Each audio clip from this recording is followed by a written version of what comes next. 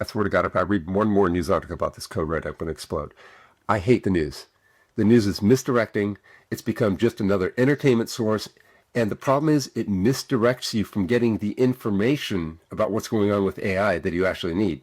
You see, if you were to just read it on its face value, the news would have you think that this whole Gemini 3 being released and OpenAI's code red response is it's alluding to OpenAI not being able to keep up, and they're going to flounder, and oh my God, they're going to somehow just completely go belly up because Google released a competitive model. And that's so distracting from what's actually going on. You see, I worked at Intel for a while. Let me tell you how this works. A company sits down, like OpenAI, and they think about every single possible outcome and they make plans for it.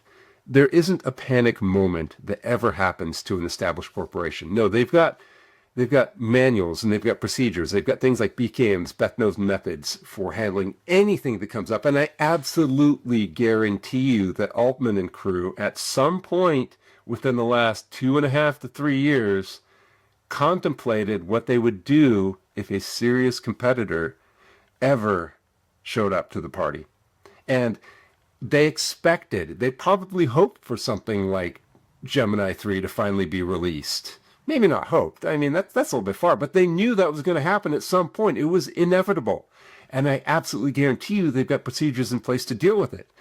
So the news isn't going to tell you this, but because Gemini 3 has been released, OpenAI is now going to shift course. They're going to change their tact and do things like release upgrades faster, give us more features more quickly in order to establish dominance over any competitor.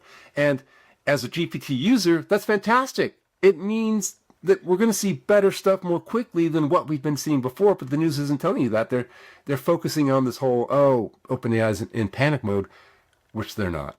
So what I'm saying is, if you want the lowdown on what's really happening in the AI world, just, hey, come back here, subscribe to my channel. This is like a 2.5 minute plug. Did I lead into that pretty good? I hope so.